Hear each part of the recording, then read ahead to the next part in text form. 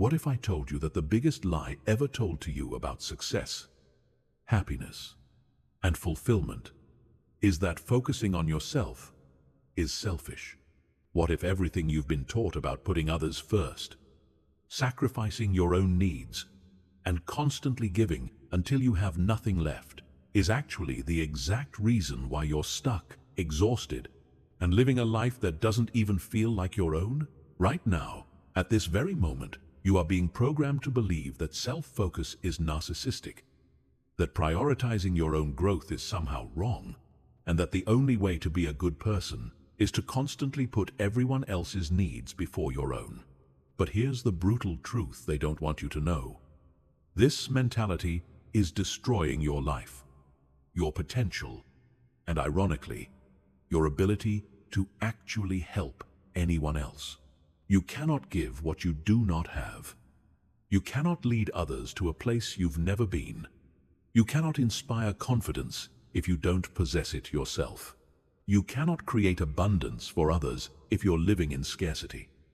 And you cannot love others fully if you haven't learned to value yourself first. This audiobook will shatter every limiting belief you have about self-focus and show you why the most successful, fulfilled, and genuinely helpful people in the world are obsessively focused on themselves first. Not because they're selfish, but because they understand a fundamental principle that average people completely miss. When you become the best version of yourself, everyone around you benefits. When you master yourself, you automatically elevate everyone in your orbit. When you focus on yourself with intention and purpose, you don't become less valuable to others. You become infinitely more valuable. By the time you finish this audiobook, you will understand why self-focus is not only necessary, but mandatory for anyone who wants to live an extraordinary life. You will have a complete framework for prioritizing yourself without guilt, for building unshakable confidence from the inside out, and for creating a life so magnetic that opportunities, relationships, and success are naturally drawn to you. This is not about becoming selfish or self-centered. This is about becoming self-aware, self-directed, and self-empowered, so that you can show up as the most powerful version of yourself in every area of your life. Chapter 1. The Selflessness Trap and Why It's Destroying Your Life. Here's a question that's going to make you uncomfortable. How much of your life do you actually control? How many of your daily decisions are made based on what you truly want versus what you think others expect from you? How much of your time, energy, and attention goes toward building the life you actually desire versus constantly managing other people's needs, emotions, and problems? If you're honest with yourself, the answer is probably terrifying. Most people are living their entire lives on autopilot, constantly reacting to external demands, putting everyone else first, and wondering why they feel empty, resentful, and stuck in a life that doesn't feel authentic to who they really are. This is the selflessness trap, and it's one of the most dangerous psychological patterns you can fall into because it disguises itself as virtue while slowly destroying everything that makes you uniquely powerful. The selflessness trap works like this. From childhood, you're taught that good people sacrifice for others, that putting yourself first is selfish, and that your worth is determined by how much you can give to everyone else. So you develop a pattern of constantly saying yes when you want to say no, of prioritizing other people's goals over your own, of making yourself smaller so others feel more comfortable, and of believing that your value comes from how useful you are to everyone else. But here's what nobody tells you about this pattern. It doesn't actually make you a better person. It makes you a weaker person. It doesn't make you more valuable to others. It makes you less valuable to everyone, including yourself. When you constantly put others first, you're not being noble. You're being unconscious.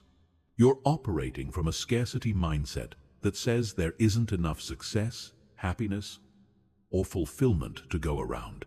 So you have to sacrifice your share to make others happy. But this is a fundamental misunderstanding of how value creation actually works. Value is not finite. Success is not a zero-sum game.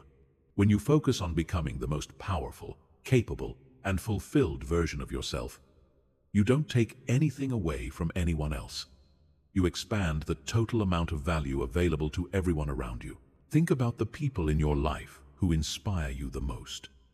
Are they the ones who are constantly sacrificing themselves for others and living in quiet desperation? Or are they the ones who have mastered themselves, who are living with purpose and intention, who have created something meaningful with their lives? The answer is obvious. You're not inspired by victims.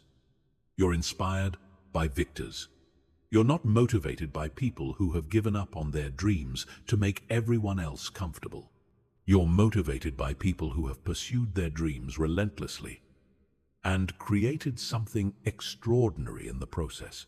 The selflessness trap also creates a twisted dynamic where you become addicted to being needed. You start to derive your sense of worth from how much other people depend on you, how much they need your help, and how much you can sacrifice for their benefit. But this isn't love or service. This is codependency. You're not helping others become stronger and more capable. You're enabling their weakness and creating a dynamic where they need you to stay small so they can feel secure. This pattern destroys authentic relationships because it's based on inequality rather than mutual respect and growth. Here's another brutal truth about the selflessness trap.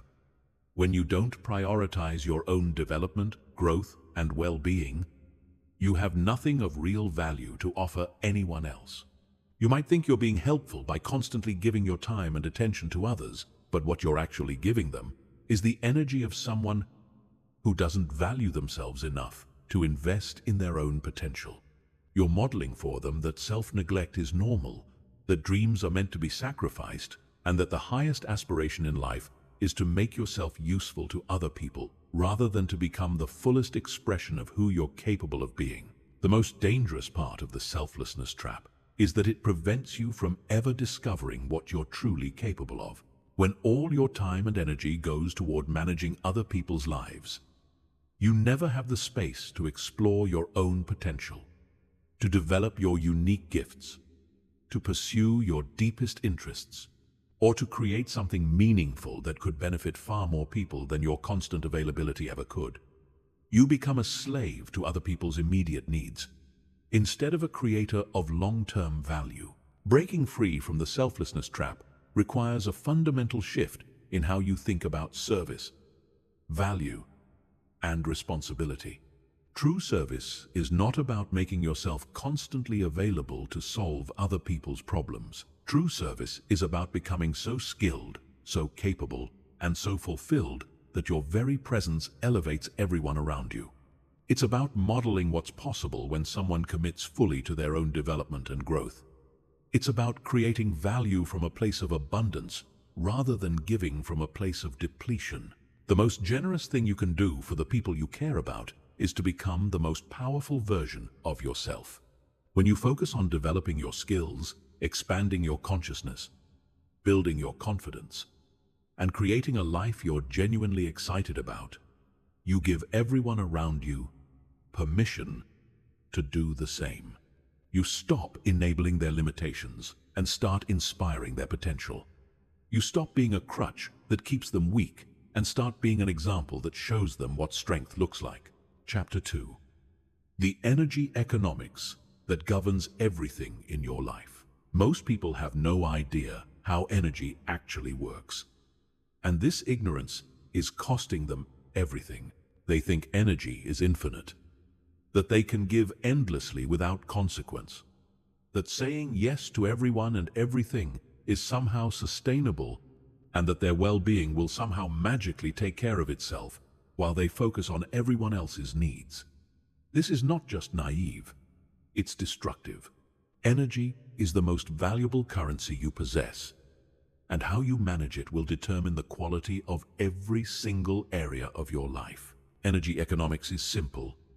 You have a finite amount of mental, emotional, and physical energy available to you each day. Every thought you think, every emotion you process, every decision you make, every interaction you have, every task you complete depletes this energy bank account. And just like with money, if you spend more than you have, if you constantly operate in energy deficit, you will eventually bankrupt yourself mentally, emotionally, and physically. The difference is that unlike money, energy directly impacts your ability to think clearly, make good decisions, maintain healthy relationships, and create anything meaningful with your life. Here's what happens when you ignore energy economics. You start each day already depleted because you haven't properly restored yourself from the previous day.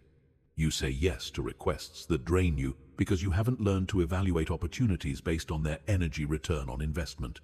You engage with people who consistently take more than they give because you haven't recognized that relationships, like investments, need to be profitable for both parties to be sustainable. You pursue activities and commitments that exhaust you because you've never learned to distinguish between effort that energizes you and effort that depletes you. The result is a life of chronic exhaustion, resentment, and mediocrity. You're constantly running on empty, which means you never have the energy available to pursue anything that could actually fulfill you or create meaningful value in the world. You become reactive instead of creative, responsive instead of proactive, and you settle for managing problems instead of building solutions. Your relationships suffer because you're always giving from a place of depletion rather than abundance. Your work suffers because you don't have the mental clarity or creative energy to perform at your highest level. Your health suffers because you don't have the energy to maintain the habits and practices that keep you strong and vibrant. But here's what changes everything.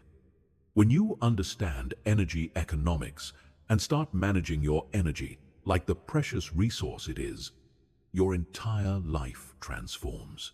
You stop being a victim of circumstance and start becoming the architect of your experience. You learn to invest your energy strategically in activities, relationships, and pursuits that multiply your energy rather than drain it. You develop the ability to say no to energy-depleting opportunities so you can say yes to energy-generating possibilities. Energy management starts with energy awareness. Most people have no idea what actually gives them energy versus what takes it away because they've never paid attention to how different activities, people, and environments affect their internal state. They operate on autopilot, saying yes to everything and wondering why they always feel exhausted. But when you start tracking your energy levels throughout the day, when you start noticing which activities leave you feeling more alive and which ones leave you feeling drained, you begin to see patterns that can completely change how you structure your life. High-energy activities are usually aligned with your natural strengths, interests, and values. They're activities that challenge you in a way that feels engaging rather than overwhelming, that allow you to use your unique skills and talents, and that contribute to something you genuinely care about. These activities don't feel like work even though they might require significant effort. They energize you because they're expressions of who you really are, rather than obligations you've accepted to please other people. Low-energy activities are usually misaligned with your natural wiring. They're activities that drain you because they require you to work against your natural strengths, suppress your authentic personality, or contribute to outcomes you don't actually value. These activities feel like work even when they're technically easy because they require you to be someone you're not in order to complete them successfully. The same principle applies to relationships.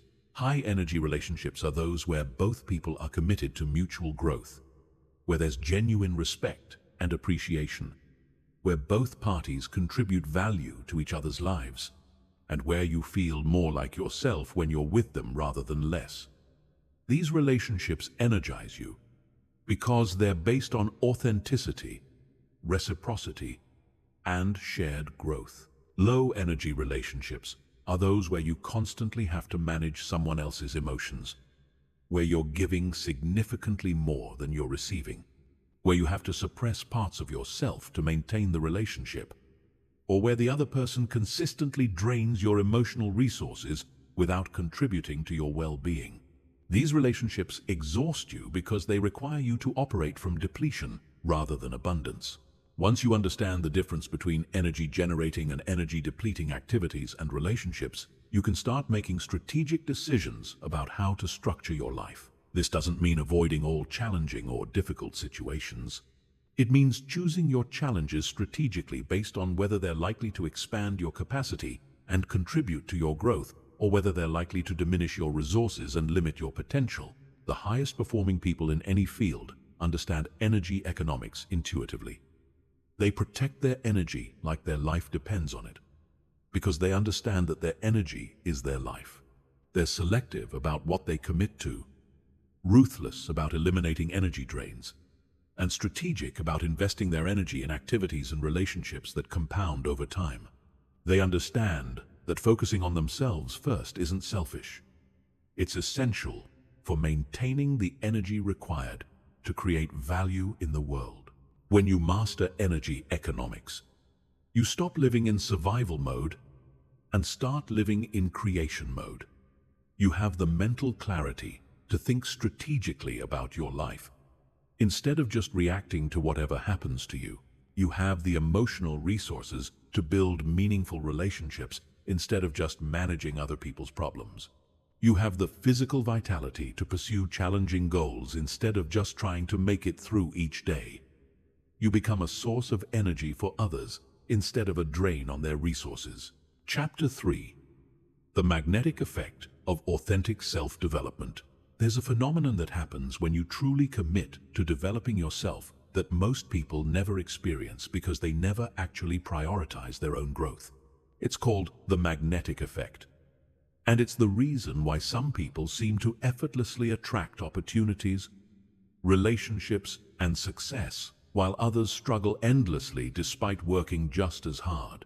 The magnetic effect is what happens when you become so genuinely aligned with your authentic self, so skilled at what you do, and so clear about your values and direction that you naturally draw everything you need toward you without having to chase, convince, or manipulate. Most people have this completely backward. They think that in order to get what they want, they have to go out and pursue it aggressively. They think they have to convince people to like them, persuade others to give them opportunities, and constantly prove their worth to the world around them. So they spend their lives chasing external validation, trying to be what they think others want them to be, and exhausting themselves in the pursuit of things that often turn out to be unfulfilling even when they achieve them. But the magnetic effect works in the opposite direction. When you focus intensely on becoming the most skilled, confident, and authentic version of yourself, when you develop genuine expertise in areas you care about, when you build unshakable self-respect and inner security, you create a gravitational pull that draws the right opportunities, relationships, and experiences toward you naturally. You stop being someone who needs external validation and start being someone who provides value, inspiration, and leadership to everyone around you. Here's why the magnetic effect is so powerful. Most people are lost. They don't know what they want. They're not clear about their values. They haven't developed their unique gifts, and they're constantly looking outside themselves for direction, purpose, and fulfillment.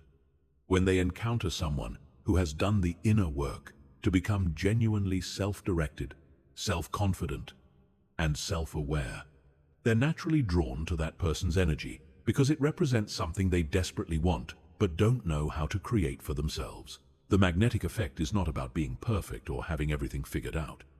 It's about being authentic, committed to growth, and clear about your direction. People are magnetically attracted to authenticity because it's so rare in a world where everyone is trying to be what they think others want them to be. When you're genuinely yourself, when you're not trying to impress anyone or hide your imperfections, when you're simply committed to being the best version of who you actually are, you give everyone around you permission to do the same. This creates deep connection and trust, because people feel safe to be themselves around you. The magnetic effect also works because self-developed people solve problems instead of creating them. When you've invested in developing your emotional intelligence, your communication skills, your technical abilities, and your self-awareness, you become someone who adds value to every situation you enter.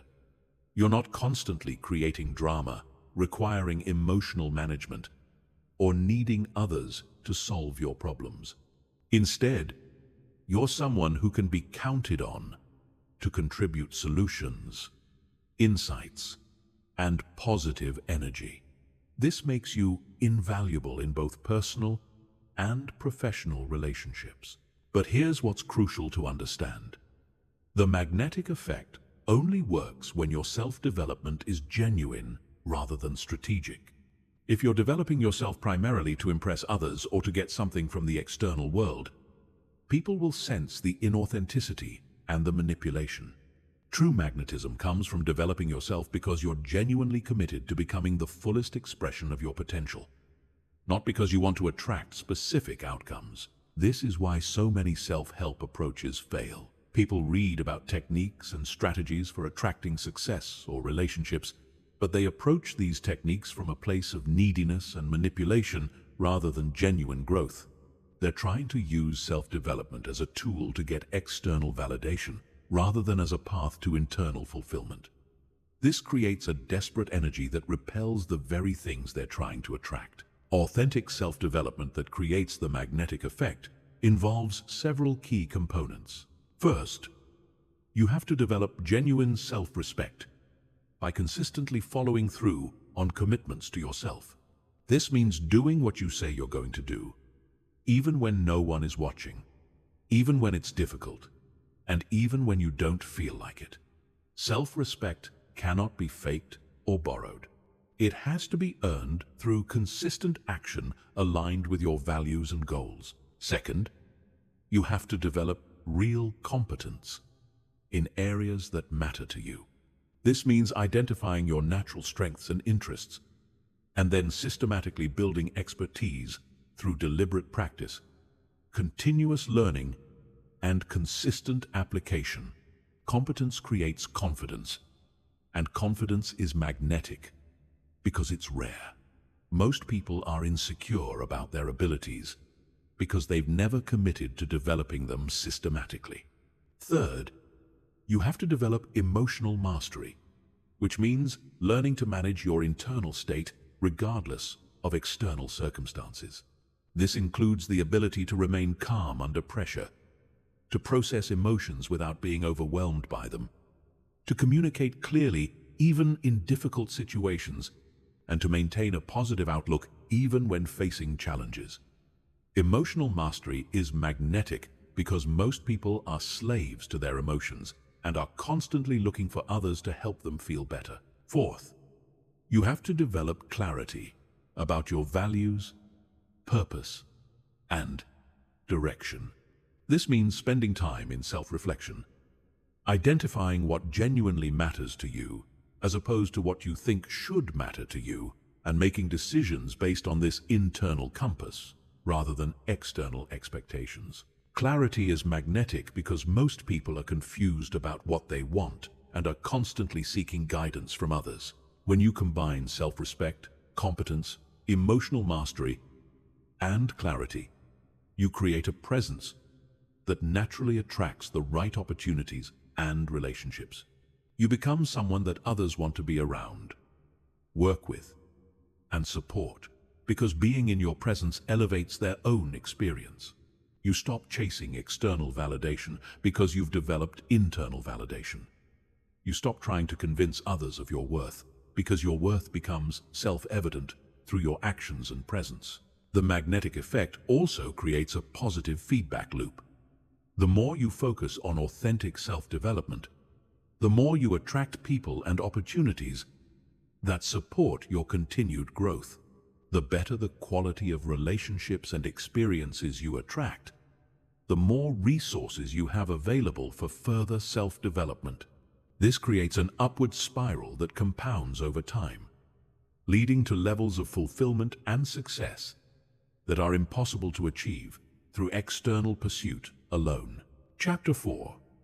The mastery mindset that separates legends from everyone else. There's a fundamental difference between people who achieve extraordinary things and everyone else. And it's not talent, luck, or connections.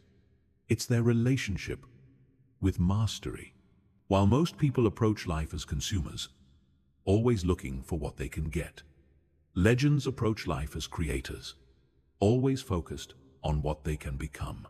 They understand that mastery is not just about developing skills in a particular area. It's about developing a way of thinking and being that enables continuous growth, resilience, and excellence in everything they do. The mastery mindset is built on a simple but profound principle. You are either growing or you are dying. There is no neutral ground. Every day, you are either becoming more skilled, more aware, more capable, and more aligned with your potential, or you are stagnating and slowly declining. Most people choose stagnation because growth requires effort, discomfort, and the willingness to face their limitations.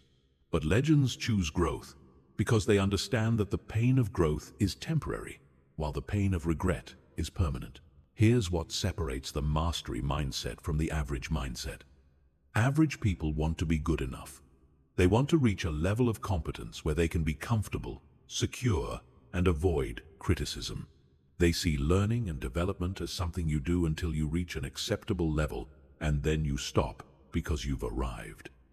The mastery mindset sees learning and development as a lifelong process that never ends. People with a mastery mindset are not trying to reach a destination where they can finally relax. They're committed to a journey of continuous evolution because they understand that their growth is their greatest contribution to the world. The mastery mindset also reframes failure completely. Average people see failure as evidence that they're not good enough and use it as justification to give up or lower their standards. People with a mastery mindset see failure as data. They understand that failure is not the opposite of success. It's part of the process of success. Every failure provides information about what doesn't work, which gets them closer to discovering what does work. They fail faster and more frequently than average people because they're willing to take risks and push boundaries that others avoid. This difference in how failure is processed creates completely different life experiences. Average people live in fear of making mistakes, so they play it safe, avoid challenges, and never discover what they're truly capable of. People with a mastery mindset embrace challenges specifically because they know that's where growth happens.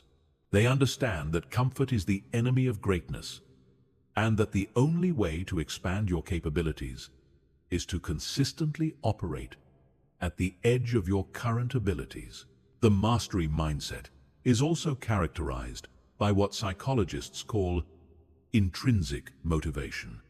Average people are motivated by external rewards: money, recognition, approval, status, security.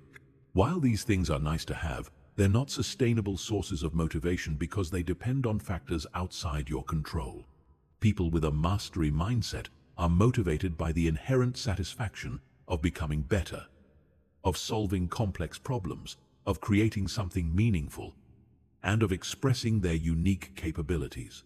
This internal motivation is infinitely more powerful than external motivation because it cannot be taken away by changing circumstances.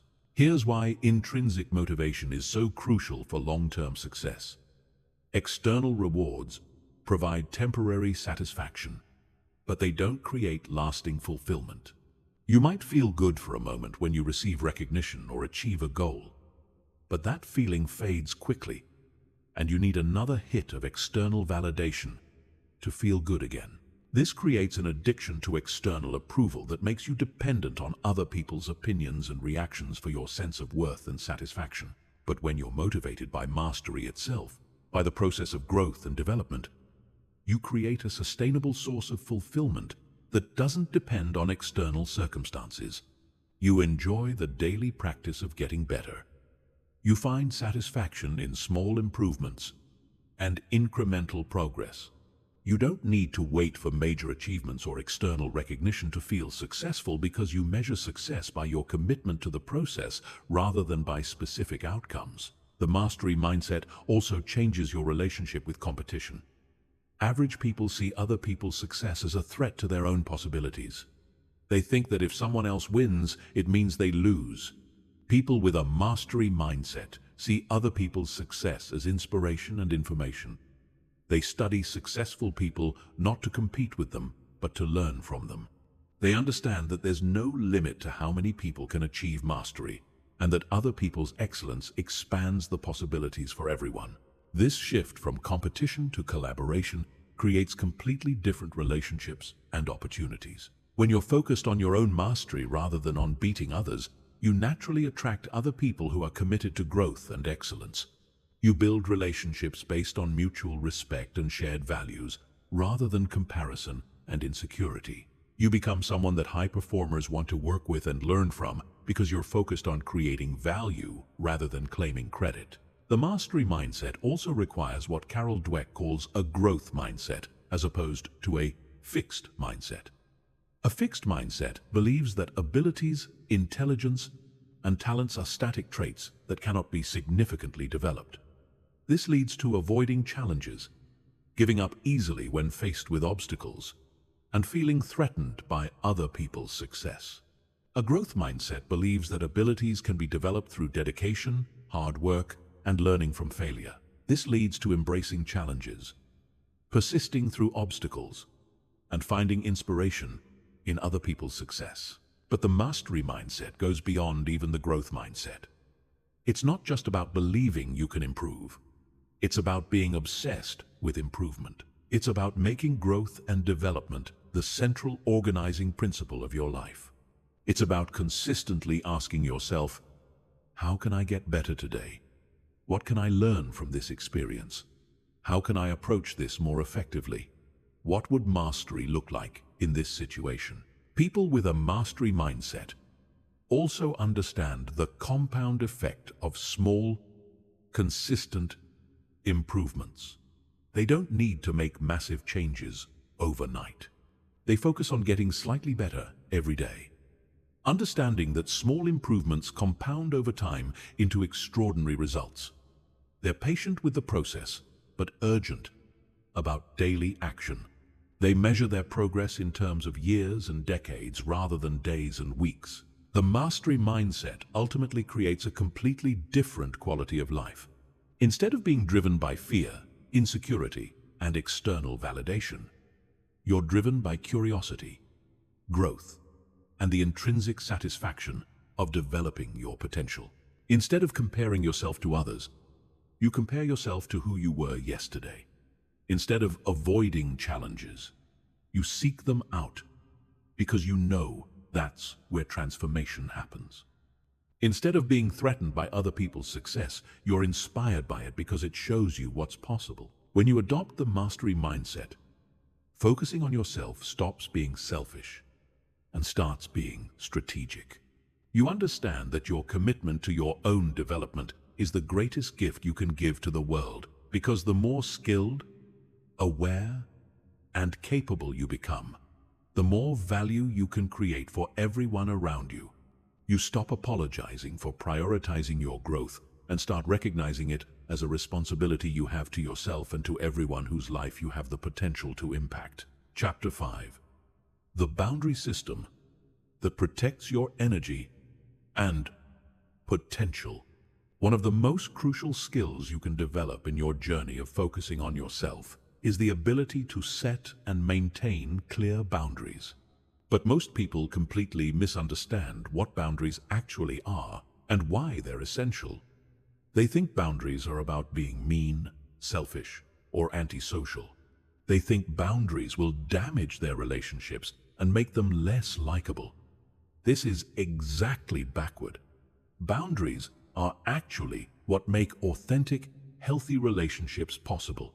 They're what allow you to give from a place of abundance rather than obligation. And they're what protect your energy and potential from being drained by people and situations that don't deserve access to your most valuable resources. A boundary is simply a clear limit that defines what you will and won't accept in your life. It's a way of communicating your standards, values, and priorities to the world around you. It's a protective barrier that ensures your time, energy, and attention go toward the things that genuinely matter to you, rather than being scattered across every random request, demand, or expectation that comes your way. Without clear boundaries, you become a victim of other people's agendas, constantly reacting to external pressures instead of proactively creating the life you actually want. Here's why boundaries are so crucial for anyone who wants to focus on themselves and develop their potential. Your time, energy, and attention are finite resources. Every moment you spend on something that doesn't align with your values, goals, or authentic interests is a moment you can't spend on developing yourself, pursuing your dreams, or creating value in areas that genuinely matter to you. Without boundaries, your life becomes a chaotic mess of other people's priorities, and you never develop the focused intensity required to achieve mastery in anything. The reason most people struggle with boundaries is that they've been conditioned to believe their worth comes from how much they can do for other people. They think that saying no makes them selfish, that disappointing others is the worst thing they can do, and that their value is determined by how available and accommodating they are. This is a toxic mindset that leads to resentment, exhaustion, and a life that feels completely out of control. But here's the truth about boundaries. They don't hurt relationships, they improve them. When you have clear boundaries, people know exactly what to expect from you. They know what you're available for and what you're not. They know how to interact with you in a way that respects your time and energy. This creates much healthier dynamics because it eliminates the confusion, manipulation, and resentment that come from unclear expectations. Boundaries also make your yes more valuable. When you say yes to everything, your yes becomes meaningless because it's not based on choice. It's based on compulsion. But when you have clear boundaries and you choose to say yes to something, that yes carries real weight because the person knows you could have said no, but chose not to. They know they're getting your time and attention because you genuinely want to give it to them, not because you feel obligated. The boundary system has several key components that work together to protect your energy and potential. First, you need clear, personal standards. These are non-negotiable principles about how you expect to be treated, what kinds of behavior you will and won't tolerate, and what conditions need to be met for you to invest your time and energy in something. Personal standards are not about controlling other people. They're about controlling your own responses and decisions. For example, you might have a standard that you don't engage in conversations where you're being criticized, blamed, or manipulated. You don't try to stop other people from having these conversations, but you remove yourself from them because they don't meet your standards for productive interaction. You might have a standard that you only commit to projects or relationships where there's mutual respect, clear communication, and shared commitment to positive outcomes. Second, you need clear priorities. Most people say yes to things, not because they want to do them, but because they haven't taken the time to figure out what they actually want to focus on. When you have clear priorities, decision-making becomes much easier because you can quickly evaluate whether something aligns with your stated priorities or not. If it doesn't align, you say no, regardless of how interesting, urgent, or socially expected the request might be. Your priorities should be based on your values, goals, and authentic interests, not on what other people think you should prioritize. This requires spending time in self-reflection to identify what genuinely matters to you, as opposed to what you think should matter to you. Most people never do this work, so they end up living other people's lives instead of their own. Third, you need clear communication skills. Having boundaries is useless if you can't communicate them effectively. This means learning to say no clearly and directly without over-explaining, apologizing, or justifying your decision. It means learning to redirect conversations that don't meet your standards.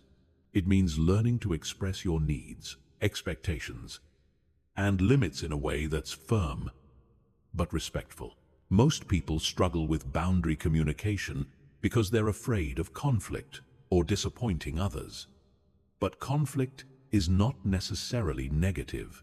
Conflict is simply what happens when two different sets of needs or expectations meet.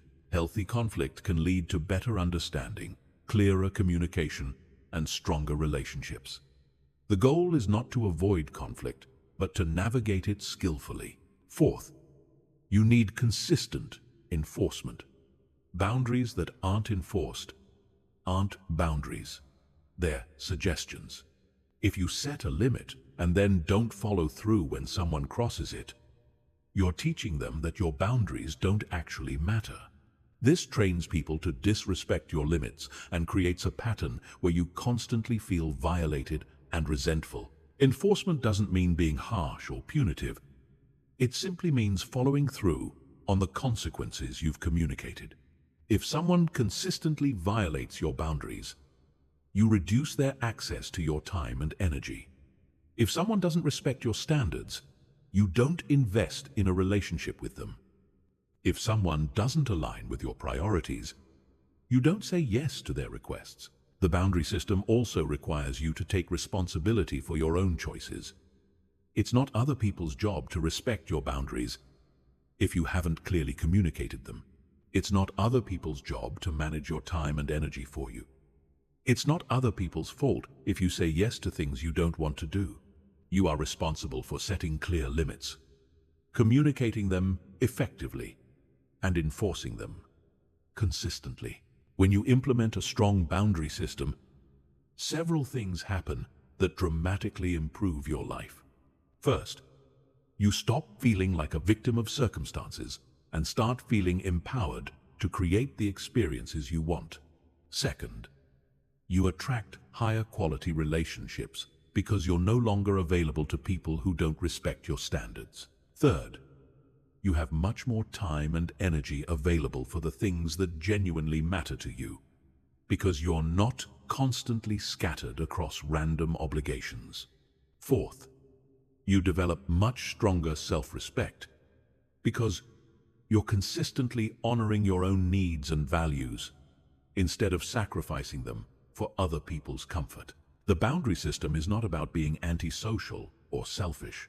It's about being strategic with your most valuable resources so you can create the maximum positive impact in the areas that align with your authentic self and meaningful goals. When you protect your energy and potential through clear boundaries, you become much more valuable to the people who deserve access to your time and attention, because you're giving from a place of choice and abundance rather than obligation and depletion.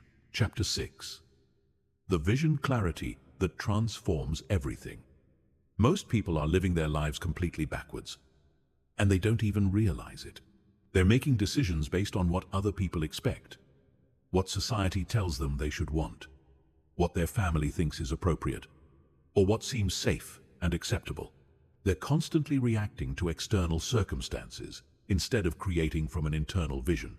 They're spending their precious time and energy on activities that don't align with anything they actually care about, because they've never taken the time to figure out what they genuinely want their life to look like. This is why most people feel lost, frustrated, and empty, even when they're technically successful by conventional standards. Vision clarity is the foundation of everything else we've discussed. Without a clear vision of who you want to become and what you want to create with your life, you have no framework for making decisions about where to invest your energy, what boundaries to set, or what opportunities to pursue. You become a leaf blowing in the wind, constantly changing direction based on whatever external pressure is strongest at the moment. But when you have genuine vision clarity, everything changes. Every decision becomes easier because you have a clear criterion for evaluation. Every boundary becomes obvious because you know what supports your vision and what detracts from it. Here's what most people get wrong about vision. They think it's about setting goals or making plans. But goals and plans are just the tactical level. Vision is about identity. It's about becoming crystal clear on who you are at your core, what you value most deeply, what kind of impact you want to have in the world, and what would make you feel genuinely fulfilled and proud of how you spent your time on Earth. This is not about what you think you should want or what would impress other people. This is about what resonates with your authentic self when you strip away all the external conditioning and social programming. The reason vision clarity is so transformative is that it gives you an internal compass that can guide you through any situation or decision. When you know who you're becoming and what you're building, you don't need external validation to know whether you're on the right track. You don't need other people to tell you what's important or worthwhile. You don't need to constantly compare yourself to others because you're measuring your progress against your own vision rather than against other people's achievements. Vision clarity also creates what psychologists call cognitive consistency. When your actions align with your deepest values and authentic desires, you experience internal harmony and peace. When your actions contradict your vision, you experience internal conflict and dissatisfaction. This internal feedback system becomes incredibly reliable guidance for making decisions that support your long-term fulfillment rather than just your short-term comfort or convenience. But here's the challenge. Developing genuine vision clarity requires you to be brutally honest with yourself about what you actually want versus what you think you should want. Most people have been so conditioned by external expectations that they don't even know what their authentic desires are anymore. They've spent so much time trying to meet other people's standards that they've lost touch with their own internal guidance system. This is why the process of developing vision clarity often involves what feels like unlearning. You have to question every assumption you have about what success looks like, what happiness means, what you're supposed to prioritize, and what kind of life is worth living. You have to separate your authentic voice from all the other voices that have been shaping your thinking since childhood. This can be uncomfortable because it often reveals that you've been pursuing things that don't actually matter to you, or that you've been neglecting areas of life that are actually crucial to your fulfillment. The vision clarity process starts with what I call values archaeology. Most people think they know what they value, but when you dig deeper, you often discover that what you say you value and what you actually prioritize with your time and energy are completely different things. Values archaeology involves looking at how you actually spend your time, what you actually get excited about, what you actually feel proud of, and what you actually regret not pursuing. Your authentic values are revealed by your actions and emotions, not by your intellectual beliefs about what you should value. Once you've identified your authentic values, the next step is future self-visualization. This involves spending time imagining yourself 5, 10, or 20 years from now, having fully embodied your values and developed your potential. What does that version of yourself look like? How do they think, act, and respond to challenges? What have they created or contributed? What kind of relationships do they have? What does their daily life look like? The more vivid and detailed you can make this vision, the more it can guide your current decisions and actions. But vision clarity is not just about the future. It's also about purpose identification, which means understanding what kind of contribution or impact you want to make during your time alive. This is not necessarily about having a grand mission to change the world, though it could be. It's about understanding what feels meaningful and worthwhile to you personally. It could be raising children who become confident and capable adults. It could be creating art that moves people. It could be building a business that solves important problems. It could be developing expertise in a field that fascinates you. The key is that it feels authentic and significant to you, regardless of how it looks to anyone else. When you combine authentic values, future self-vision, and purpose identification. You create what I call a personal constitution. This is a clear, written description of who you are, what you stand for, what you're building, and how you want to show up in the world. This constitution becomes your decision-making framework. When opportunities arise, you can quickly evaluate whether they align with your constitution or not. When challenges occur, you can respond from your constitution rather than from fear or reactivity. The most successful people in any field have incredible clarity about their vision and values. They don't waste time on opportunities that don't align with their core mission. They don't get distracted by what other people are doing or what's trendy or popular. They have such a clear sense of direction that they can make decisions quickly and confidently, even in uncertain situations. This clarity gives them a massive advantage because while other people are hesitating, comparing options, and seeking external validation, they're taking focused action toward their clearly defined vision. Chapter 7. The toxic influence elimination that clears your path. Here's a truth that will make you uncomfortable. Some of the people in your life right now are actively sabotaging your growth, and you're letting them do it because you're afraid of being alone or because you think you owe them your loyalty. You're surrounding yourself with people who drain your energy, discourage your ambitions, criticize your efforts to improve, and keep you stuck at their level because your growth threatens their comfort zone. This is not about being mean or judgmental toward others. This is about recognizing that your environment has a massive impact on your development and that you have a responsibility to yourself to create conditions that support your highest potential. The people you spend the most time with become your reference group. They shape your standards, influence your beliefs, affect your mood and energy, and either inspire you to grow or pressure you to stay small.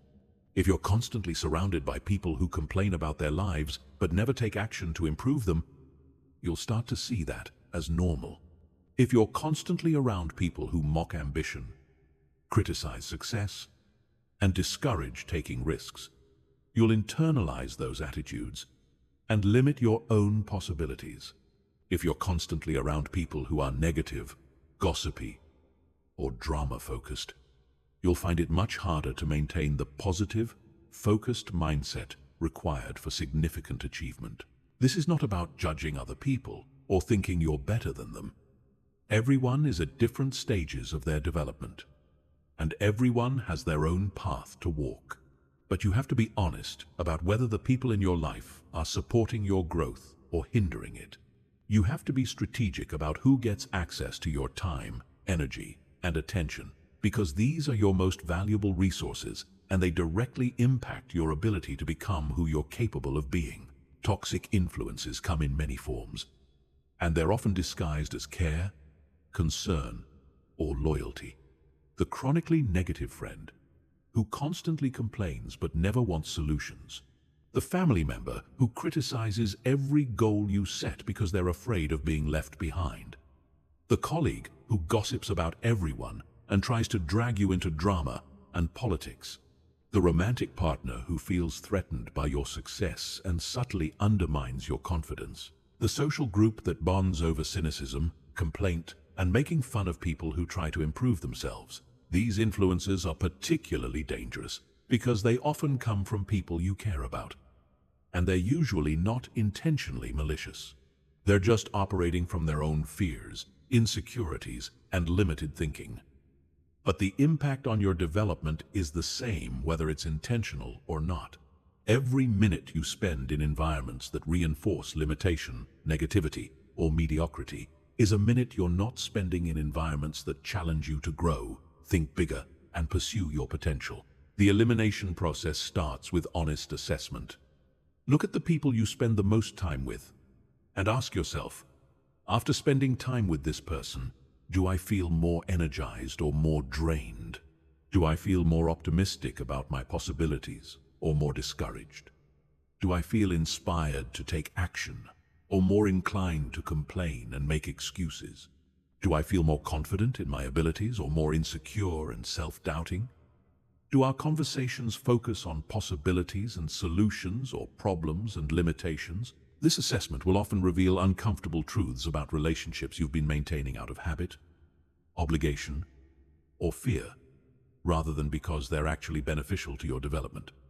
You might discover that certain friendships are based more on shared complaining than shared growth. You might realize that some family relationships are more about managing other people's insecurities than mutual support and respect. You might recognize that some social environments consistently bring out the worst in you, rather than the best. Once you've identified toxic influences, the elimination process requires courage and clear boundaries. This doesn't necessarily mean completely cutting people out of your life, though sometimes that's necessary. It often means reducing the amount of time and energy you invest in relationships that don't support your growth.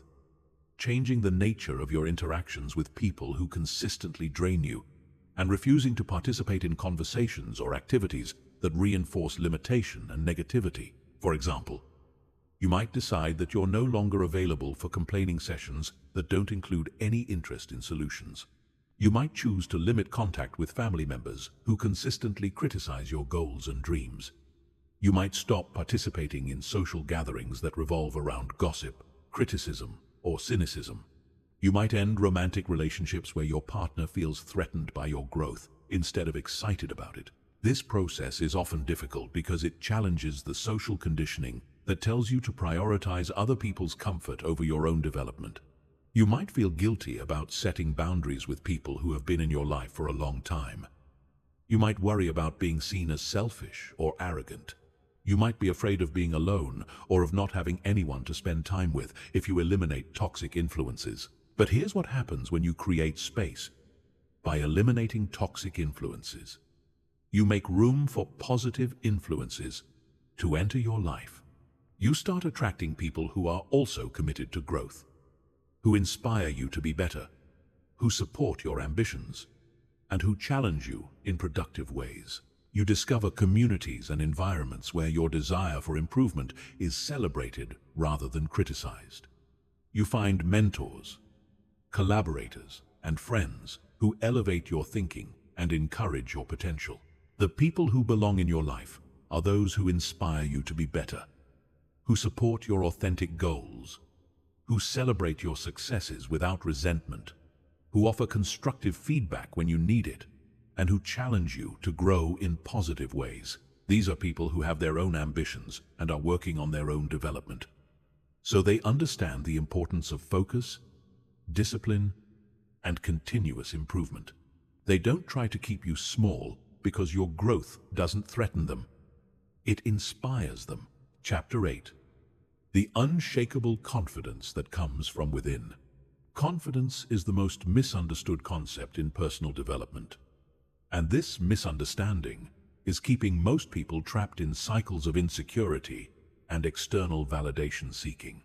Most people think confidence is a feeling that you either have or don't have, something that comes from external achievements or other people's approval, or a personality trait that some people are born with and others aren't. This is completely wrong. Real confidence is not a feeling. It's not dependent on external circumstances, and it's not a fixed trait. True confidence is a skill that you build through consistent action, and once you understand how to build it properly, it becomes unshakable regardless of what happens around you. The confidence that most people seek is actually just ego validation. They want to feel good about themselves based on how they compare to others, how much approval they receive, how many achievements they can accumulate, or how successful they appear to the outside world. But this kind of confidence is incredibly fragile because it depends entirely on factors outside your control. It disappears the moment you face criticism, failure, rejection, or comparison to someone who seems more successful than you are. Real confidence comes from a completely different source. It comes from your relationship with yourself, specifically from your ability to trust yourself to handle whatever challenges arise. It comes from knowing that regardless of what happens externally, you have the skills, resilience, and resourcefulness to respond effectively. It comes from having evidence that you can set goals and follow through on them, that you can face discomfort and push through it, that you can learn from failure and keep moving forward, and that you can stay true to your values even when it's difficult. This kind of confidence is built through what I call self-trust deposits. Every time you make a commitment to yourself and follow through on it, you make a deposit in your self-trust account. Every time you face a challenge and handle it effectively, you prove to yourself that you're capable. Every time you stay true to your values despite external pressure, you strengthen your internal foundation. Every time you take action despite fear or uncertainty, you expand your comfort zone and build evidence of your resilience. The opposite is also true. Every time you make a commitment to yourself and break it, you make a withdrawal from your self-trust account. Every time you avoid challenges or give up when things get difficult, you reinforce the belief that you can't handle adversity. Every time you compromise your values to please others or avoid conflict, you weaken your internal foundation. Every time you let fear stop you from taking action, you teach yourself that you're not capable of handling uncertainty or discomfort. Most people have been making withdrawals from their self-trust account for so long that they're operating in emotional bankruptcy. They don't believe they can rely on themselves to follow through on commitments, handle challenges, or stay true to their values. This is why they're constantly seeking external validation, approval, and reassurance. They're trying to get from others what they haven't learned to give themselves. Evidence that they're capable, valuable, and worthy of respect. Building unshakable confidence requires a systematic approach to making self-trust deposits. This starts with making small commitments to yourself and following through on them consistently. It doesn't matter what the commitments are. They could be as simple as exercising for 20 minutes every day, reading for 30 minutes every evening, or writing in a journal every morning. What matters is that you commit to something specific and then prove to yourself that your word to yourself means something. The key is to start small enough that you can maintain consistency even when motivation is low. Circumstances are challenging, or you don't feel like doing it. Most people set commitments that are too ambitious, fail to maintain them, and then use that failure as evidence that they can't trust themselves. This creates a negative cycle where each failure makes the next failure more likely because your confidence in your own reliability continues to erode. But when you start small and build consistency, you create a positive cycle. Each success makes the next success more likely because your confidence in your ability to follow through continues to grow. Over time, you can gradually increase the difficulty of your commitments as your self-trust account grows stronger. You move from small daily habits to bigger challenges to major goals, always building on the foundation of proven reliability to yourself. Unshakable confidence also requires learning to process failure and setbacks effectively. Confident people don't avoid failure. They fail more frequently than average people because they take more risks and attempt more challenging goals. The difference is in how they interpret failure.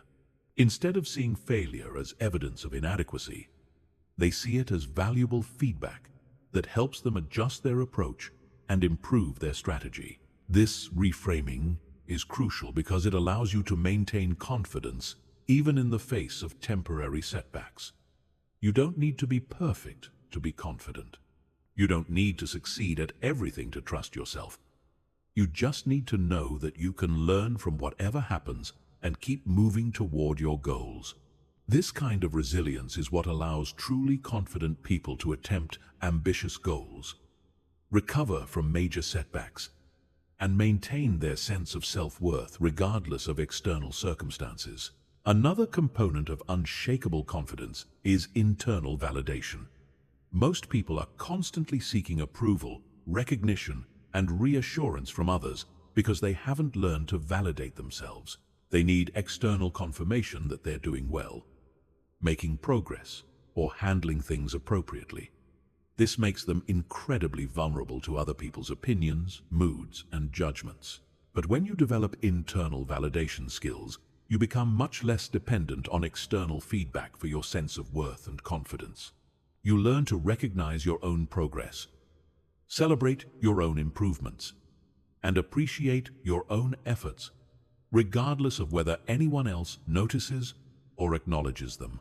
You develop the ability to feel proud of yourself based on your own standards rather than constantly measuring yourself against other people's expectations. Chapter 9. The compound effect of daily self-investment. Here's a concept that will completely change how you think about personal development. The compound effect is not just a financial principle, it's the most powerful force for personal transformation that exists. Just like small amounts of money, invested consistently over time, can grow into massive wealth through compound interest. Small amounts of daily investment in yourself compound over time into extraordinary levels of capability, confidence, and achievement. But most people completely underestimate this principle because they're obsessed with immediate results and dramatic transformations, instead of understanding that the most powerful changes happen gradually through consistent daily action. The reason most people fail to develop themselves is not because they don't want to improve or because they don't have access to information about how to improve.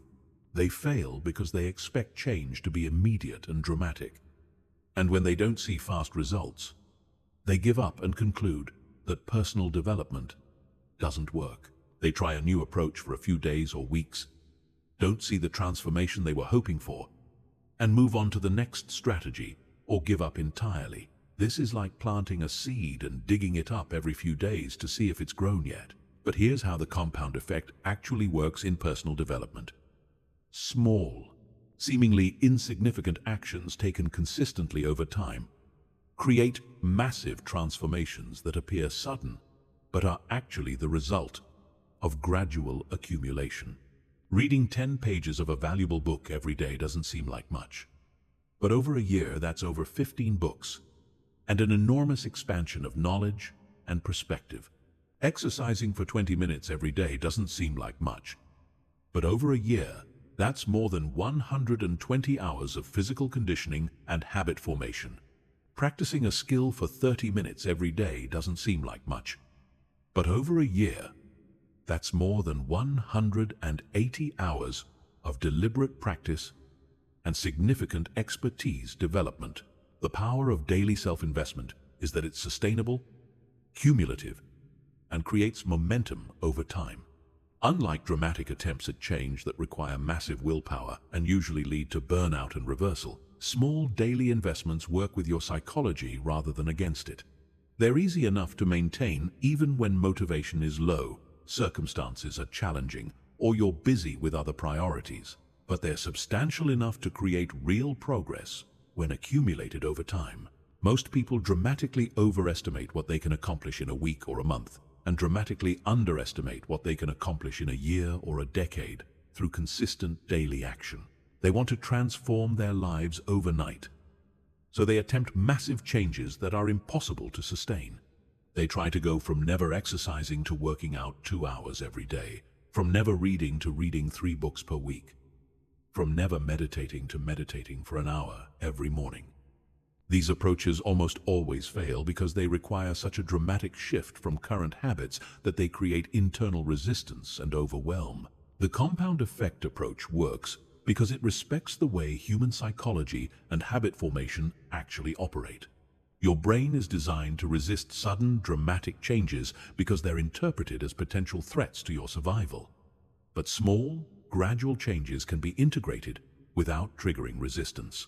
Your brain doesn't perceive a 20-minute daily walk as a threat, but it might resist a sudden attempt to run 5 miles every day. Your brain doesn't resist reading 1 chapter per day, but it might resist trying to read an entire book in a weekend. Daily self-investment also creates what psychologists call identity-based change. Instead of trying to force yourself to do things that contradict your current self-image, you gradually shift your identity by consistently acting in alignment with who you want to become. Each day that you read, you reinforce the identity of someone who values learning. Each day that you exercise, you reinforce the identity of someone who prioritizes health. Each day that you practice a skill, you reinforce the identity of someone who is committed to mastery. This identity shift is crucial because behavior that's inconsistent with your self-image requires constant willpower to maintain. But behavior that's consistent with your identity feels natural and automatic. When you see yourself as someone who reads daily, choosing to read doesn't require decision-making energy. When you see yourself as someone who exercises regularly, working out doesn't feel like a struggle against your nature. When you see yourself as someone who is constantly learning and growing, investing time in personal development feels obvious and inevitable. The compound effect also works because it creates multiple types of returns simultaneously. When you invest in reading daily, you're not just gaining knowledge, you're also improving your focus, expanding your vocabulary, enhancing your critical thinking skills, and developing the habit of consistent self-improvement. When you invest in daily exercise, you're not just improving your physical fitness, you're also boosting your energy, enhancing your mood, building discipline, and creating a foundation of daily structure that supports other positive habits. This multiplier effect means that the benefits of daily self-investment extend far beyond the specific area you're focusing on. The discipline you develop through maintaining daily habits transfers to other areas of your life. The confidence you build through consistent follow-through affects how you approach challenges and opportunities. The energy you create through physical fitness enhances your mental performance. The knowledge you gain through reading improves your decision-making in all areas of life. Chapter 10. The armor against criticism and social pressure. If you're going to focus on yourself and pursue authentic growth, you need to understand something fundamental. Criticism and social pressure are inevitable, and your ability to handle them effectively will determine whether you can maintain your commitment to personal development or whether you'll retreat back to the safety of mediocrity and conformity. Most people abandon their growth because they can't handle the discomfort of being misunderstood, criticized, or socially pressured to return to their previous level. They start making positive changes, encounter resistance from others, and conclude that it's easier to stay small than to deal with the social consequences of growth. Here's what you need to understand about criticism and social pressure. They're not indicators that you're doing something wrong. They're indicators that you're doing something different. When you start prioritizing your development over other people's comfort, when you start setting boundaries instead of being endlessly available, when you start pursuing your authentic interests, instead of conforming to group expectations, you will inevitably trigger discomfort in people who are invested in keeping you at your previous level. This discomfort manifests as criticism disguised as concern. People will tell you that you're being selfish for focusing on yourself. They'll warn you that you're becoming arrogant or that success will change you in negative ways. They'll question your goals and point out all the ways you might fail. They'll remind you of your past failures as evidence that you shouldn't attempt anything ambitious. They'll tell you that you're unrealistic, impractical, or that you should be grateful for what you already have, instead of wanting more. Most of this criticism is not really about you or your choices. It's about their own insecurities and fears. When someone tells you that focusing on yourself is selfish, what they're really saying is that your self-focus threatens their ability to access your time and energy for their own needs. When someone tells you that your goals are unrealistic, what they're often saying is that your ambition makes them feel uncomfortable about their own lack of ambition. When someone warns you about the dangers of success, they're usually expressing their own fear of failure or change. Understanding the psychology behind criticism makes it much easier to process without taking it personally or letting it derail your progress. People criticize what threatens them or what they don't understand. If your growth threatens someone's sense of security, superiority, or access to your resources, they will find ways to discourage it. If your choices highlight their own lack of direction or commitment, they will find reasons to invalidate those choices. This is human nature, not personal attack, and recognizing it allows you to respond strategically rather than emotionally. The armor against criticism is built from several components. First, you need absolute clarity about your values, goals, and reasons for pursuing growth. When you're clear about why you're making the choices you're making, external criticism becomes much less relevant because you have an internal standard for evaluation. You know whether your actions align with your values and support your goals, regardless of what anyone else thinks about them. Second, you need to distinguish between constructive feedback and destructive criticism. Constructive feedback comes from people who support your growth and want to help you succeed more effectively. It's specific, actionable, and offered with genuine care for your well-being. Destructive criticism comes from people who want to discourage your growth or make themselves feel better by diminishing your efforts. It's usually vague, personal, and offered with underlying hostility or insecurity. Learning to identify the difference allows you to be open to valuable input while protecting yourself from toxic influence. You can listen carefully to constructive feedback from people who have your best interests at heart, while dismissing destructive criticism from people who are threatened by your development. This discernment is crucial because completely shutting out all feedback makes you isolated and potentially blind to important areas for improvement, while accepting all criticism makes you vulnerable to being derailed by other people's insecurities. Third, you need to develop what psychologists call internal locus of control. This means that your sense of worth, direction, and validation comes primarily from internal standards rather than external approval. People with internal locus of control evaluate their decisions based on whether those decisions align with their values and support their goals. People with external locus of control evaluate their decisions based on how others react to them. When you have strong internal locus of control, criticism loses much of its power because you're not dependent on other people's approval for your sense of worth or direction. You can consider feedback objectively without becoming emotionally destabilized by it. You can maintain your commitment to growth even when others don't understand or support your choices. Fourth, you need to surround yourself with people who understand and support your commitment to growth. This doesn't mean only associating with people who never challenge you or never offer feedback. It means building relationships with people who share your values around personal development and who want to see you succeed. These relationships provide a buffer against external criticism because they offer alternative perspectives and emotional support when you encounter resistance from others. The ultimate armor against criticism is your own results. When you consistently follow through on your commitments to yourself, when you steadily develop your skills and capabilities, when you create value and achieve meaningful goals, the evidence of your progress becomes undeniable. Critics may continue to find fault, but their opinions carry less weight when contradicted by objective reality. This is why maintaining your focus and consistency is so important, even when facing social pressure.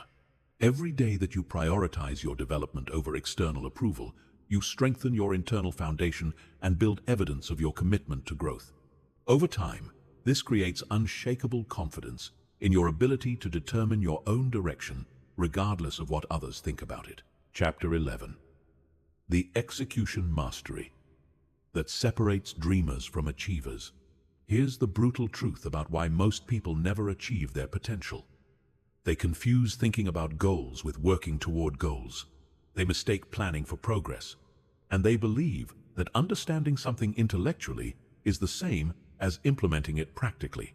They spend endless hours consuming motivational content, reading about success strategies, and talking about what they're going to do someday. But they never actually develop the execution mastery required to turn ideas into reality. This is the gap that separates people who transform their lives from people who just think about transforming their lives. Execution mastery is not about working harder or longer hours. Most people who struggle with execution are actually working quite hard. They're just working on the wrong things, at the wrong times, in the wrong ways. True execution mastery is about developing the mental discipline to consistently take the specific actions that directly contribute to your most important goals, regardless of how you feel, what distractions are available, or what immediate gratification you could pursue instead. The first component of execution mastery is what I call priority ruthlessness. Most people fail to execute effectively because they try to pursue too many goals simultaneously. They don't distinguish between what's important and what's urgent, and they allow low-priority activities to consume the time and energy they should be investing in high-impact actions. Priority ruthlessness means getting absolutely clear about the 3 to 5 most important outcomes you want to achieve, and then organizing your entire schedule around making progress on those outcomes every single day. This requires saying no to everything else, no matter how interesting, urgent, or socially expected it might be. It means declining invitations that don't align with your priorities, avoiding projects that don't contribute to your core goals, and eliminating activities that feel productive but don't actually move you closer to what you're trying to achieve. Most people are terrified of this level of focus because they're afraid they'll miss out on opportunities or disappoint people. But the truth is that trying to do everything means doing nothing exceptionally well. The second component is implementation systems. Most people approach execution randomly and reactively. They wait for motivation to strike. They work on whatever feels most appealing in the moment, and they hope that their good intentions will somehow translate into consistent action. This approach virtually guarantees inconsistent results because it depends entirely on feelings and circumstances that are constantly changing. Execution masters create systems that guarantee consistent action regardless of external circumstances or internal motivation levels. These systems include specific daily routines that automatically move them toward their goals, environmental design that makes productive behavior easier and unproductive behavior harder, and accountability structures that create external pressure to follow through on commitments. They don't rely on willpower or motivation because they understand that these resources are limited and unreliable. For example, if your goal is to write a book, an execution master doesn't wait for inspiration or try to write when they feel creative. They establish a specific time each day when they write. They create a dedicated space for writing that's free from distractions. They set a specific word count target for each session, and they track their progress visually so they can see their momentum building over time. They make writing so automatic and systematic that it happens whether they feel like it or not. The third component is resistance management. Every meaningful goal involves activities that are uncomfortable, challenging, or boring. Your brain will constantly generate resistance to these activities by offering more immediately gratifying alternatives, creating elaborate justifications for procrastination, or generating fears about potential failure or judgment. Most people are slaves to this resistance, which is why they never develop the consistency required for significant achievement. Execution masters understand that resistance is inevitable and plan for it strategically. They expect their brain to offer distractions and have predetermined responses ready. They break challenging tasks into smaller components that feel less overwhelming. They use time-based constraints to limit how long they have to endure discomfort. They remind themselves of their deeper motivations when immediate satisfaction feels more appealing than long-term progress. The fourth component is feedback optimization. Most people either avoid feedback entirely because they're afraid of criticism, or they seek feedback but don't actually use it to improve their approach. Execution masters actively seek specific, actionable feedback about their progress and methods, and they adjust their approach based on what they learn. They measure their results consistently. They analyze what's working and what isn't, and they continuously refine their systems to become more effective over time. This creates a continuous improvement cycle where execution becomes more efficient and effective through iteration. They don't just work hard. They work smart by constantly learning how to get better results with less effort and fewer resources. They treat every project as an opportunity to develop their execution skills, not just as a means to achieve a specific outcome. The fifth component is momentum maintenance. Most people work in starts and stops. They make progress for a few days or weeks, then take breaks that turn into extended periods of inactivity, then have to start over from scratch. This pattern makes everything harder because you're constantly overcoming initial resistance instead of building on existing momentum. Execution masters understand that momentum is one of the most valuable assets you can create, and they protect it religiously. They maintain some level of daily action on their most important goals, even when circumstances are challenging or motivation is low. They understand that doing something small is infinitely better than doing nothing, because maintaining momentum preserves all the progress you've made and makes it easier to return to full intensity when conditions improve. Chapter 12. The relationship revolution that changes everything. Here's something most people never realize about relationships. When you start focusing on yourself and developing genuine confidence, self-respect, and clear boundaries, the quality of every relationship in your life either dramatically improves or the relationship naturally ends. This is not a bug. It's a feature. The relationships that improve are those with people who respect growth, appreciate authenticity, and are capable of healthy dynamics. The relationships that end are those that were based on your willingness to be small, accommodating, or available for other people's dysfunction.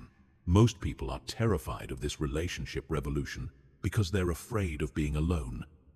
They're attached to familiar dynamics, even when those dynamics are unhealthy, and they've never experienced what it's like to have relationships based on mutual respect and genuine compatibility rather than neediness, obligation, or fear.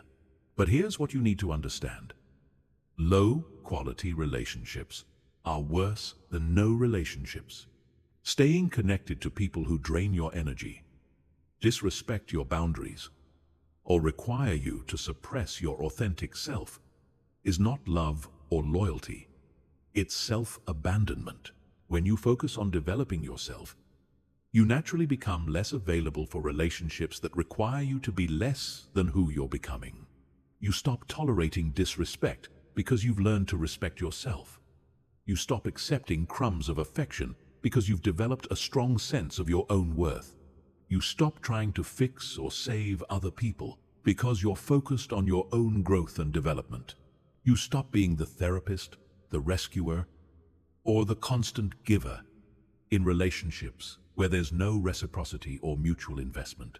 This shift often triggers intense reactions from people who are benefiting from your previous patterns. The friend who was used to you always being available for their emotional crises will accuse you of being selfish when you're no longer on call. The romantic partner who was comfortable with an unequal dynamic will feel threatened when you start expecting mutual respect and effort.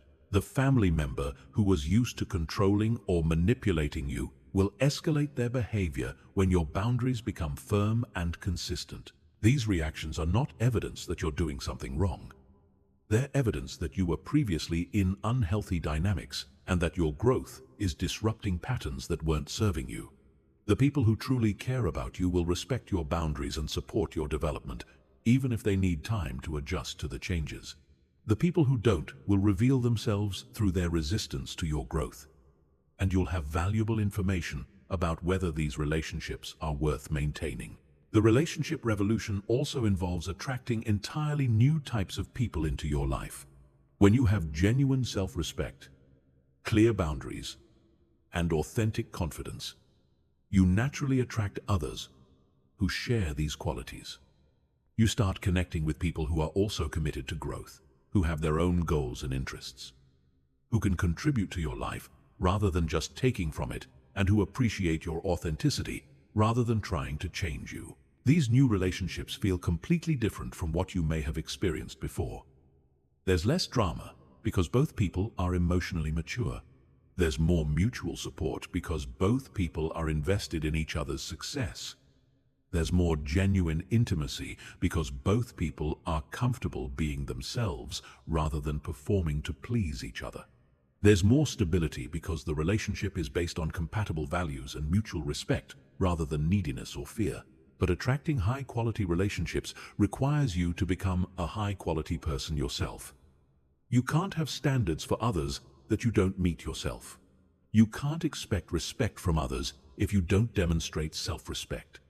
You can't attract emotionally healthy people if you're not doing your own emotional work. You can't expect others to have clear boundaries if you don't have clear boundaries yourself. This is why focusing on yourself is not selfish when it comes to relationships. It's essential. The better you become, the better the people you'll attract, and the better your relationships will be. The more you develop your own interests, skills, and goals, the more interesting and valuable you become as a partner, friend, or colleague. The more you learn to validate yourself internally, the less you'll need constant reassurance from others, which makes you much more attractive and less exhausting to be around. The relationship revolution also involves changing how you communicate and interact with others. When you have genuine confidence and self-respect, you can be more direct and honest in your communication because you're not afraid of conflict or rejection. You can express your needs clearly because you believe you deserve to have your needs met. You can disagree with others without feeling threatened because your sense of worth doesn't depend on universal approval. This directness and authenticity actually improves relationships because it eliminates the guessing games, passive-aggressive behavior, and resentment that come from poor communication. People know where they stand with you, which creates trust and respect, even when there's disagreement. Your relationships become based on reality rather than pretense, which makes them much more satisfying and sustainable. The revolution also involves learning to be alone comfortably. Most people stay in unsatisfying relationships because they're afraid of loneliness. But when you've developed a rich internal life and genuine self-respect, being alone becomes enjoyable rather than frightening. You don't need other people to entertain you, validate you, or make you feel worthwhile. This comfort with solitude paradoxically makes you much more attractive to others because neediness is repelling while self-sufficiency is magnetic. When you're genuinely comfortable being alone, you make relationship choices from a position of preference rather than desperation. You choose to be with people because you enjoy their company and value what they bring to your life, not because you're afraid of being by yourself. This leads to much healthier dynamics because the relationship is based on mutual choice rather than mutual dependency. Chapter 13. The mental fortress that makes you unbreakable. The difference between people who achieve extraordinary things and people who collapse under pressure is not talent, resources, or circumstances. It's mental resilience. It's the ability to maintain focus, confidence, and forward momentum regardless of setbacks, criticism, failures, or external chaos. Most people have glass minds that shatter at the first sign of real difficulty, but legends build mental fortresses that can withstand any storm and emerge stronger from every challenge. Building a mental fortress starts with understanding that your mind is under constant attack from forces designed to weaken your resolve and limit your potential. Every day you're bombarded with negative news that makes the world seem dangerous and hopeless. You're exposed to social media that encourages comparison and breeds insecurity. You encounter people who project their own limitations and fears onto your goals and dreams. You face setbacks and failures that can either strengthen your resolve or convince you to quit. Most people have no defense against these attacks because they've never consciously developed their mental resilience. They allow external circumstances to dictate their internal state. They let other people's opinions shape their self-perception. They interpret temporary setbacks as permanent failures. They absorb negativity from their environment and wonder why they feel discouraged and defeated. But a mental fortress protects you from all of these influences by creating an unshakable internal foundation that remains stable regardless of external chaos. This foundation is built on several key components that work together to create psychological invincibility. The first component is perspective mastery. Most people get trapped in temporary circumstances and lose sight of the bigger picture. They allow immediate challenges to consume their entire mental bandwidth and forget that every setback is temporary and every failure is an opportunity for learning and growth. Perspective mastery means developing the ability to zoom out from current difficulties and remember your long-term vision, values, and trajectory. This doesn't mean ignoring problems or pretending challenges don't exist. It means putting current difficulties in context and remembering that your life is not defined by any single event, setback, or period of struggle. Every successful person has faced failures, rejections, and periods of doubt. What separates them from people who quit is their ability to maintain perspective during difficult times and continue moving forward despite temporary obstacles. The second component is emotional regulation mastery. Most people are slaves to their emotions, allowing feelings to dictate their actions and decisions. When they feel discouraged, they stop taking productive action. When they feel anxious, they avoid challenges and opportunities. When they feel angry, they make decisions they later regret. When they feel overwhelmed, they abandon their goals and retreat to what feels safe. Emotional regulation mastery means learning to acknowledge your emotions without being controlled by them. It means developing the ability to take productive action even when you don't feel motivated, confident, or optimistic. It means understanding that feelings are temporary experiences that provide information but shouldn't dictate behavior. It means building the capacity to feel difficult emotions fully without letting them derail your commitment to your goals and values. The third component is meaning-making mastery. Humans are meaning-making creatures, and the meaning you assign to events in your life determines how those events affect your mental state and future behavior. Most people unconsciously assign disempowering meanings to challenges and setbacks.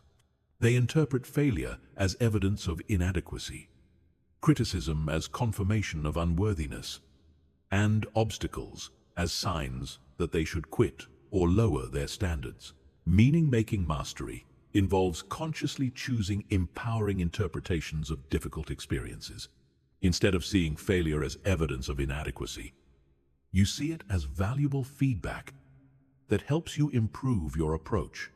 Instead of seeing criticism as confirmation of unworthiness, you see it as information that may or may not be useful for your development. Instead of seeing obstacles as signs to quit, you see them as opportunities to develop resilience and problem-solving skills. The fourth component is narrative control. Most people are unconscious of the story they're telling themselves about their life, their potential, and their circumstances. They operate from disempowering narratives that limit their possibilities and justify mediocrity. They see themselves as victims of circumstances rather than creators of their reality. They focus on what's wrong, what's missing, and what's impossible rather than what's working, what's available, and what's achievable. Narrative control means becoming conscious of the story you're telling yourself and deliberately choosing a narrative that empowers action and growth. Instead of focusing on your limitations, you focus on your potential.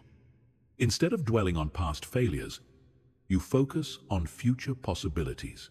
Instead of seeing yourself as a victim of circumstances, you see yourself as the author of your experience with the power to influence outcomes through your choices and actions. The fifth component is stress inoculation. Just like physical immune systems become stronger through exposure to manageable challenges, mental resilience grows stronger through deliberate exposure to controllable stressors. Most people avoid discomfort and challenge, which means they never develop the psychological strength to handle significant difficulties when they inevitably arise.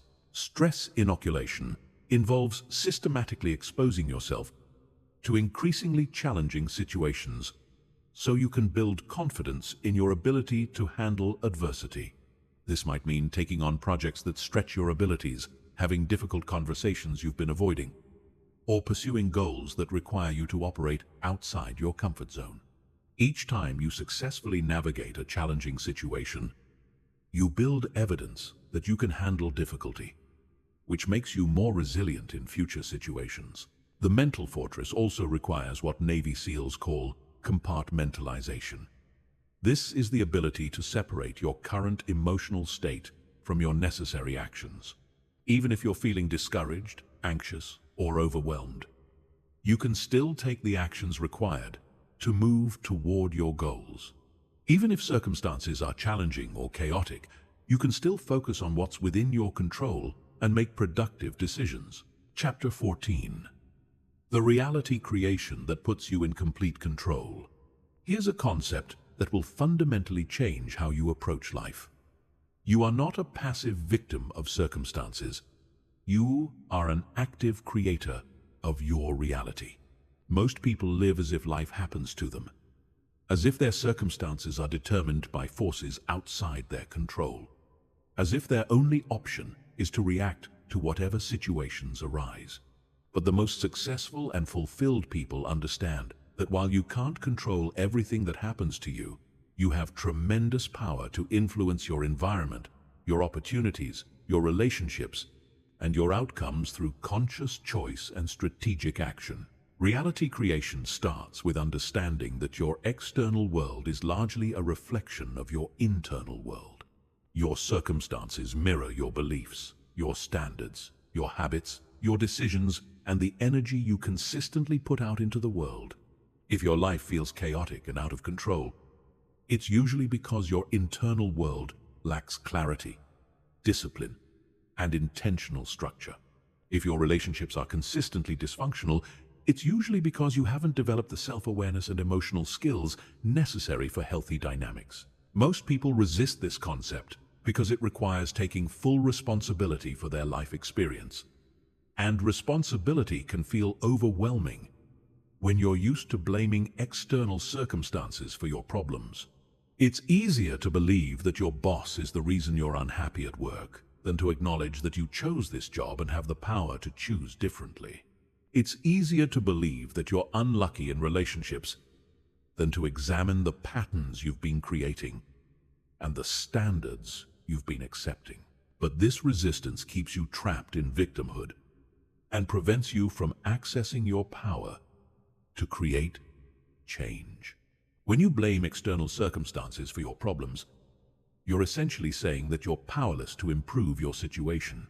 When you take responsibility for your role in creating your current reality, you reclaim your power to create a different reality through different choices and actions. Reality creation involves several key principles that work together to give you increasing control over your life experience. The first principle is environmental design. Your environment shapes your behavior, thoughts, and emotions much more than most people realize. If your physical space is cluttered and chaotic, it's much harder to maintain mental clarity and focus. If you're constantly surrounded by negative people, it's much harder to maintain a positive outlook and ambitious goals. Environmental design means consciously creating conditions that support the person you want to become and the life you want to live. This includes designing your physical space to encourage productive behaviors and discourage unproductive ones. It includes choosing social environments that inspire growth rather than enable mediocrity. It includes selecting information sources that expand your thinking rather than reinforce limitation. It includes creating daily routines and systems that automatically move you toward your goals. For example, if you want to become someone who reads regularly, you might place books in visible locations throughout your home, Create a comfortable reading space free from distractions, and establish a specific time each day when reading happens automatically. If you want to become someone who exercises consistently, you might lay out workout clothes the night before. Choose a gym that's convenient to your daily routine, and schedule exercise at a time when you have the most energy. The second principle is relationship curation. Your relationships have enormous influence on your beliefs, standards, energy level, and possibilities. People who are consistently negative will drag down your energy and motivation. People who have low standards will pressure you to lower your standards. People who don't believe in growth and improvement will discourage your efforts to develop yourself. Relationship curation means consciously choosing who gets access to your time, energy, and attention based on whether they support or hinder your development. This doesn't mean being arrogant or judgmental toward others. It means being strategic about who you invest in and who you allow to influence your thinking and emotions. It means seeking out relationships with people who inspire you, challenge you in positive ways, and support your commitment to growth. The third principle is opportunity creation.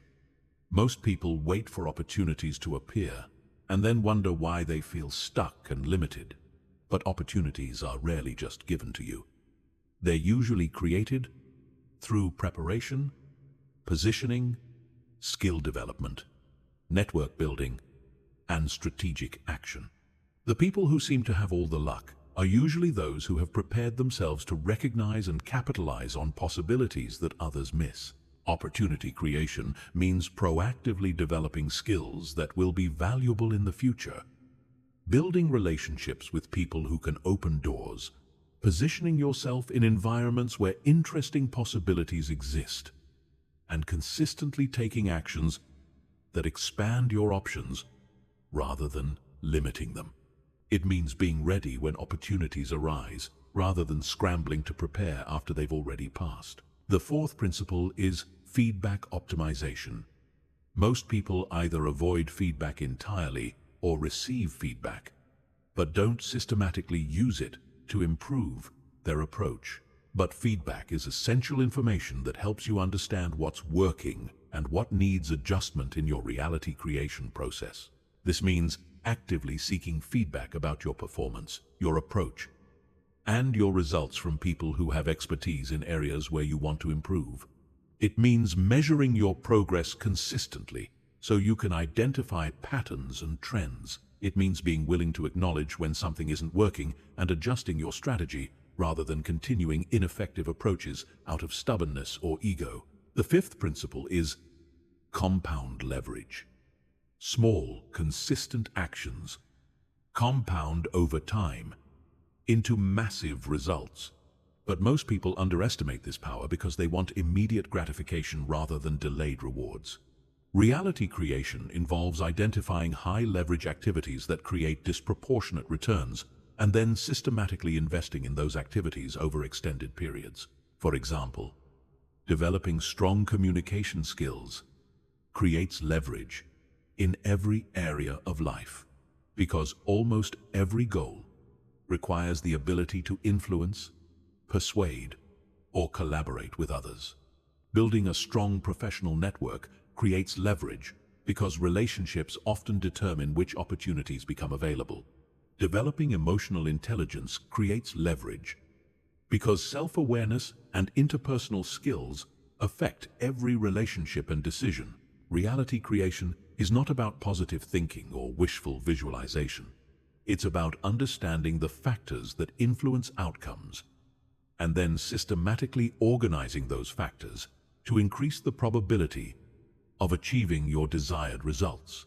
It's about taking responsibility for your role in creating your current circumstances and then using that same power to create better circumstances through more conscious choices and more strategic actions.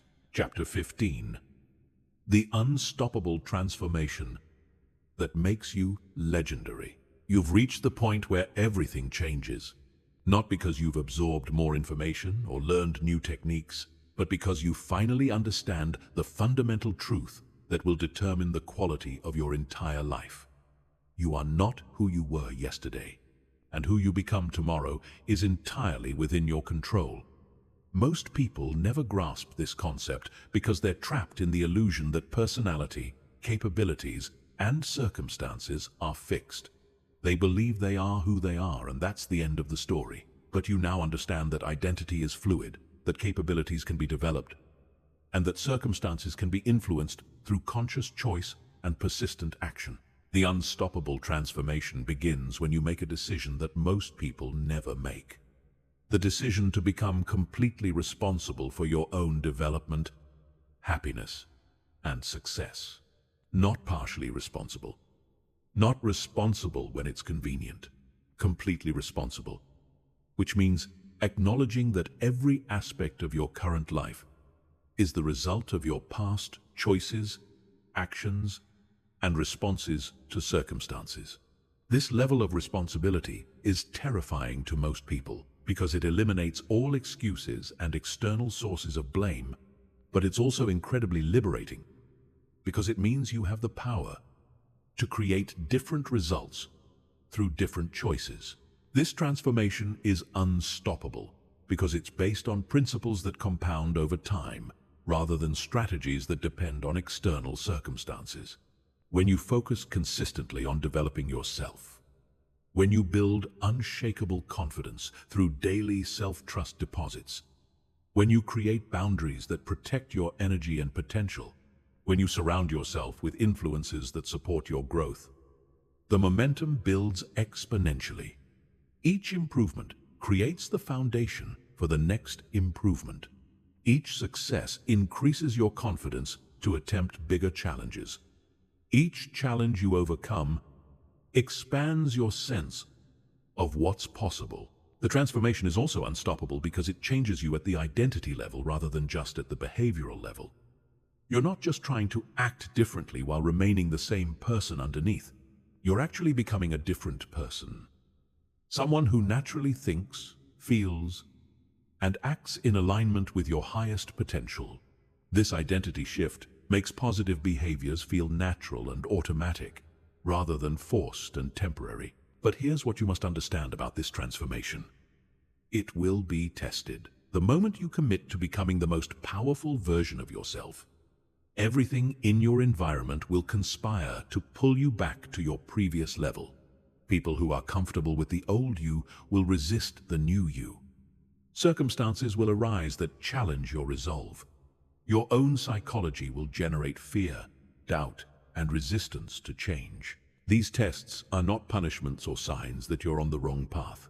They're graduation exams that prove you've actually internalized the principles we've discussed, rather than just intellectually understanding them. Every time you maintain your boundaries despite social pressure, every time you continue working toward your goals despite setbacks, every time you choose long-term growth over short-term comfort, you prove to yourself and the world that your transformation is real and permanent. The legendary level is reached when external circumstances no longer dictate your internal state or your commitment to growth.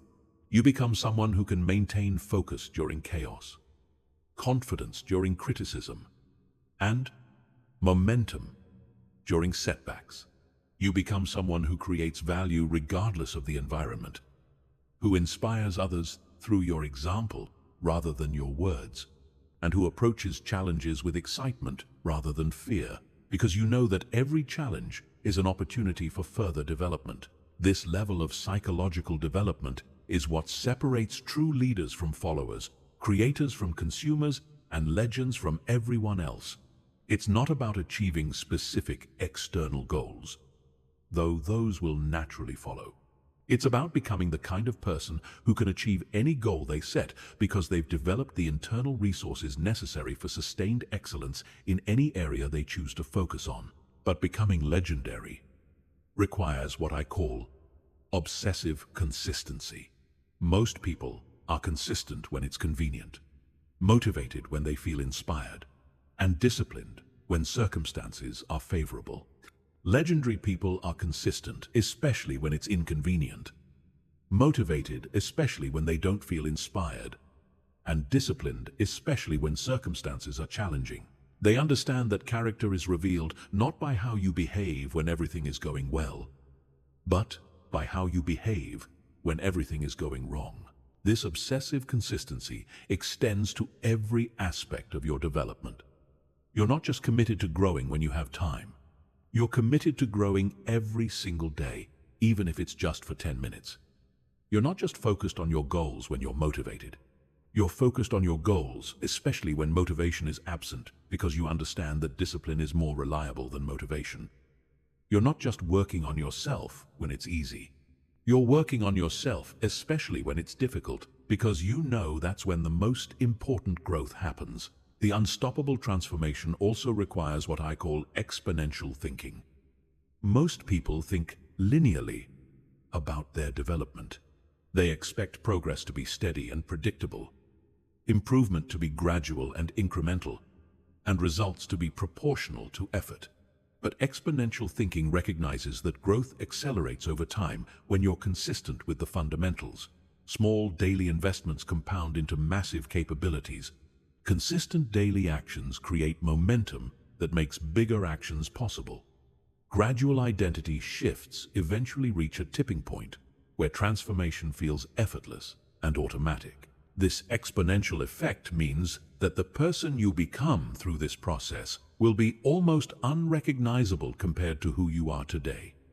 Your confidence, capabilities, relationships, opportunities, and impact will expand in ways that currently seem impossible because you can't imagine what becomes possible when you fully commit to your own development over an extended period. The final component of unstoppable transformation is legacy consciousness.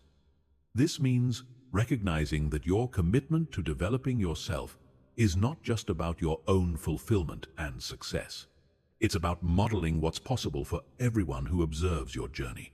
Every person who sees you transform from someone who was stuck, uncertain, or mediocre into someone who is confident, capable, and excellent receives proof that such transformation is possible for them too.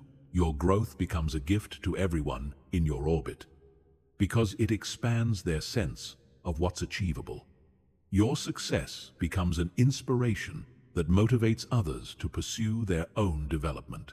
Your example becomes evidence that focusing on yourself is not selfish but generous, because the better you become, the more value you can create for everyone around you. This is your moment. Right now, you have everything you need to begin the transformation that will change your life and impact everyone who knows you. You have the knowledge, the frameworks, the strategies, and most importantly, the understanding that this journey is not just possible, but inevitable when you commit fully to focusing on yourself with intention, consistency, and unshakable determination. The question is not whether you can transform your life. The question is whether you will choose to do so. The power has always been yours. Now you know how to use it.